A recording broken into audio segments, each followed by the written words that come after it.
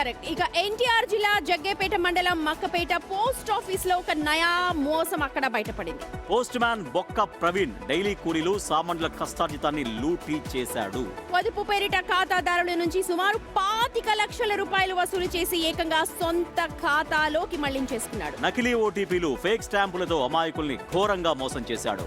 ఇప్పుడు ఈ విషయం బయటపడేసరికి అధికారులు సస్పెన్షన్ అంటూ చేతులు దులుపుకున్నారు. పైగా డబ్బులు మీరే కట్టాలి లేదంటే ఖాతాలు క్లోజ్ అంటూ బాధితులపైనే ఒత్తిడి తెస్తున్నారట ఉన్నతాధికారులు. మరి కష్టపడ్డ ప్రజల సొమ్మును కక్కుర్తితో కాజేసిన కేటుగాడిపై ప్రభుత్వం కఠిన చర్యలు తీసుకోవాలని డిమాండ్ చేస్తున్నారు ఇప్పుడు బాధితులు. పోగొట్టుకున్న ప్రతి పైసా తిరిగి ఇప్పించాలి అంటున్నారు. ఎంత దారుణం సుమతి. అదే అంటే అడుగడుగునా మోసం మోసం మోసం మోసం. ఇందాక మనం మాట్లాడింది అదే.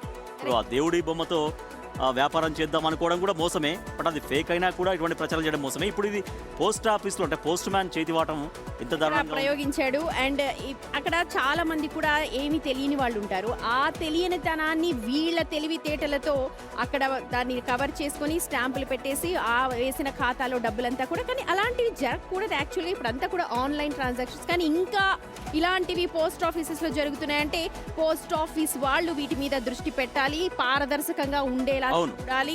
ప్రజల సొమ్ము వాళ్ళు పోస్ట్ ఆఫీస్ లో కట్టే వాళ్ళు పైసా పోగు చేసుకుని కూడబెట్టుకుని మధ్యతరగతి ప్రజలు రెక్కాడితే ఇందాక మీరు అన్నారు కదా, రెక్కాడితే డొక్కాడినటువంటి ప్రజలు వాళ్ళ సొమ్ముతో కట్టుకుంటే వాళ్ళ సొమ్ముని అక్రమంగా అర్జన చేసినటువంటి పోస్ట్ మ్యాన్ పైన కఠినంగా యాక్షన్ తీసుకోవాల్సిన అవసరం ఉంది అధికారులు.